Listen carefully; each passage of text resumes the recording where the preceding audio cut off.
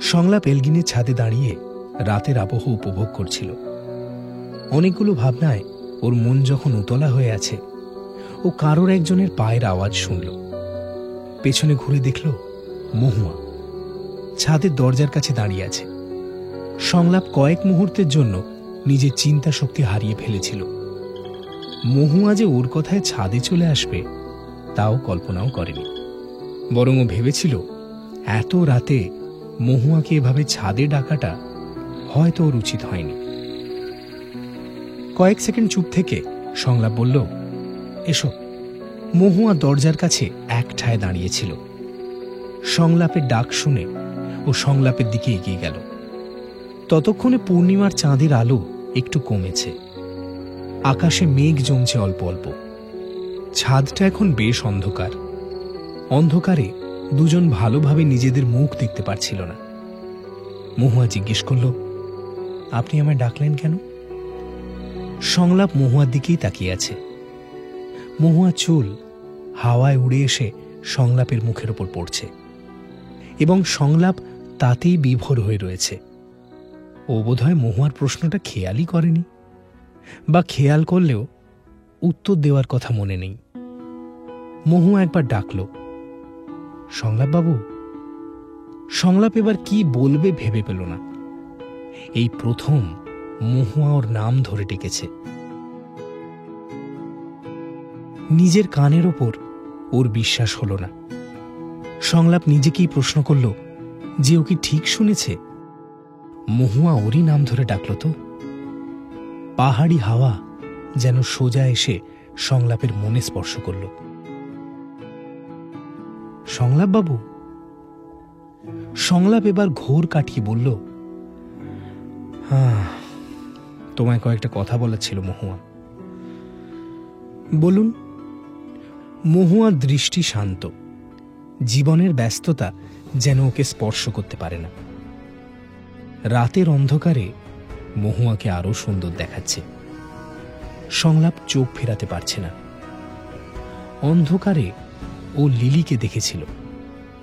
এই অন্ধকারে সংলাপ ওর প্রাক্তন প্রেমিকা আলোর কাছেও এসেছিল।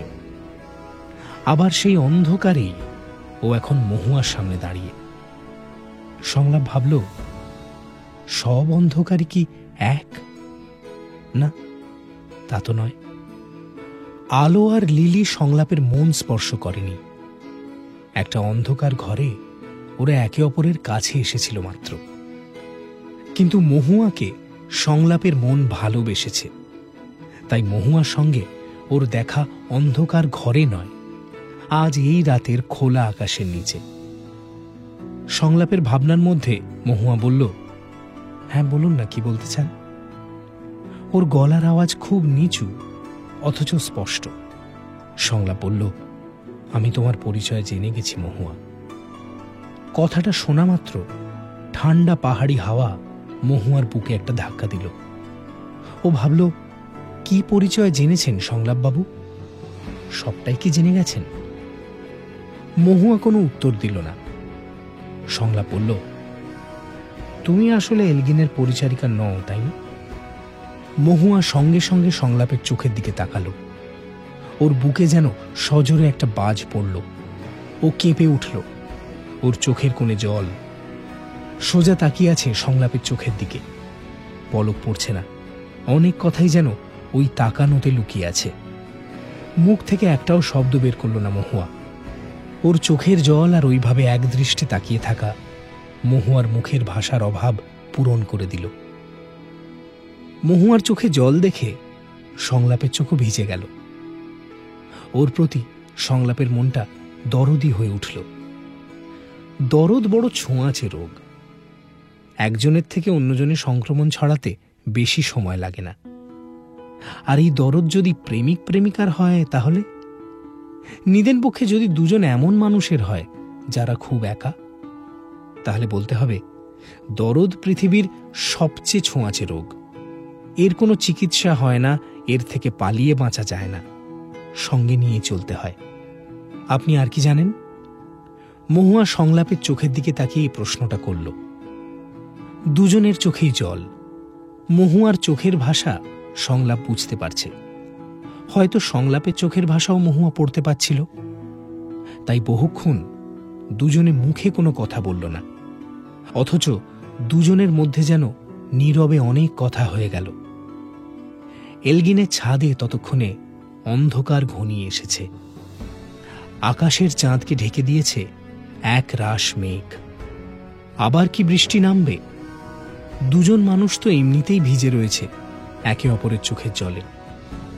সংলাপের চোখে ভালোবাসার জল, তবে মহুয়ার চোখের জল অন্য কথা বলতে চায়। সংলাপ বুঝল মহুয়ার চোখ আশ্রয় চাইছে। একটা মানুষ ওকে ভালোবাসে, এ কথা হয়তো এর আগে ওকে কেউ বলেনি। এলগিনের মানুষজনের ফাই ফরমাস খাটতে খাটতে ও ভুলেই গেছিল যে ও আসলে একজন মানুষ। সংলাপের মন একবার মহুয়াকে জড়িয়ে ধরতে চাইছে। এই গোটা পৃথিবীতে কোনো একজনকে সংলাপ সম্পূর্ণ নিজের করে পেতে চায়। আলোকে কাছে পেয়েও ও ধরে রাখতে পারেনি। এবার সংলাপ মহুয়াকে হারাতে চায় না, উল্টো দিকে মহুয়াও চাইছে সংলাপকে জাপটে ধরে একটা আশ্রয় পেতে। দুজনের মনে প্রবল ইচ্ছে রয়েছে, কিন্তু সুযোগ পাচ্ছিল না। কয়েক মুহূর্তেই সুযোগটা এসে গেল। হঠাৎ ঝোড়ো হাওয়ার সঙ্গে অল্প অল্প বৃষ্টি আরম্ভ হলো। দূর থেকে জঙ্গলের গাছের পাতা নড়ার শব্দ ওদের কানে আসছে, আর তার সঙ্গে ঝিঝির ডাক। এরই মধ্যে হঠাৎ সজোরে একটা বাজ পড়ল। মহুয়া চোখের নিমেষে জড়িয়ে ধরল সংলাপকে। দুজনে একে অপরকে জাপটে ধরে আছে, চোখ বন্ধ।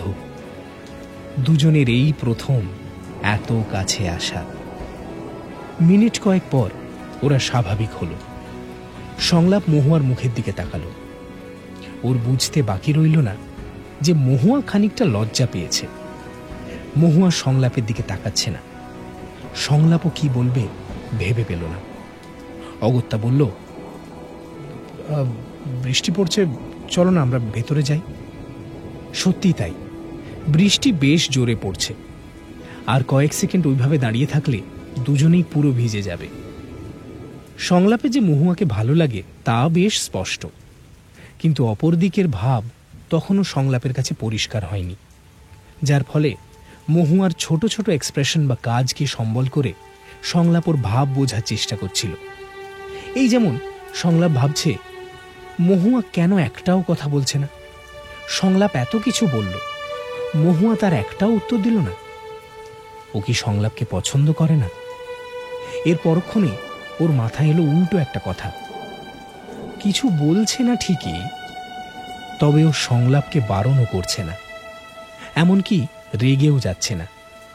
বাজ পড়ার পর মহুয়া ওকে জড়িয়ে ধরল। নিশ্চয়ই ভালো লাগে বলেই, তাই না? সংলাপ একের পর এক অনুমান করছে। মহুয়া কিন্তু একটাও কথা বলেনি। বৃষ্টি এবার জোরালো হয়েছে। সংলাপের বেশ ঠান্ডা লাগছে। খোলা আকাশের নিচে দুটো মানুষ দাঁড়িয়ে ভিজছে। কেউ কোনো কথা বলছে না, তবে কেউ কাউকে ছেড়েও যেতে চাইছে না। সংলাপ কাল কলকাতা রওনা দেবে। আর হয়তো কোনোদিনই আসা হবে না এই প্রত্যন্ত গ্রামটায়। পাথারি, এখানকার প্রকৃতি, বিষ্ণু, এলগিনের মানুষজন, লিলি, এরা অনেক দূরে চলে যাবে, অনেক দূরে। কিন্তু মহুয়াকে ছেড়ে যেতে সংলাপের মন চাইছে না। ও চায় এই রাত যেন এখানেই থেমে যাক। এই বৃষ্টি ভেজা হাওয়া আর মহুয়ার চুলের গন্ধ ও যেন দিনের পর দিন উপভোগ করে যেতে পারে। সংলাপ দেখল মহুয়া ঠান্ডায় কাঁপছে। খুব আদুরে ভঙ্গিতে প্রশ্ন করল, ঠান্ডা লাগছে? মহুয়া কাঁপতে কাঁপতে উত্তর দিল, সংলাপ ঝট করে মহুয়াকে জাপটে ধরল। এর মধ্যে একরকম উষ্ণতা আছে, দুটো মনের পরস্পরের খুব কাছে আসার উষ্ণতা। সংলাপ এবার প্রশ্ন করল, এখনো ঠান্ডা লাগছে? মহুয়া যেন এই প্রশ্নেরই অপেক্ষায় ছিল। নিজের বুক ফাটা কান্না আর ধরে রাখতে পারল না। নিজের সবটা নিয়ে মহুয়া ভেঙে পড়ল সংলাপের বুকের ওপর। ওর কান্নার বেগ বৃষ্টির বেগকেও হার মানিয়েছে। ভেতরে ভেতরে সংলাপও ভেঙে পড়ল। বৃষ্টির জল সংলাপের চিবুক বেয়ে মহুয়ার গালের উপর পড়ছে। গোটা আকাশ যেন দুটো মানুষের বুক ফাটা কান্না ঢাকতে ততটাই জোরে বৃষ্টি এনেছে। মহুয়ার ঠোঁট সংলাপের চিবুকের কাছে এলো। দুজনের চোখই বন্ধ। বাকি ঘটনা দেখা চোখের কাজ নয়। দুজন মানুষই একে অপরের ঠোঁট বেয়ে মনে পৌঁছবার রাস্তা খোঁজায় ব্যস্ত।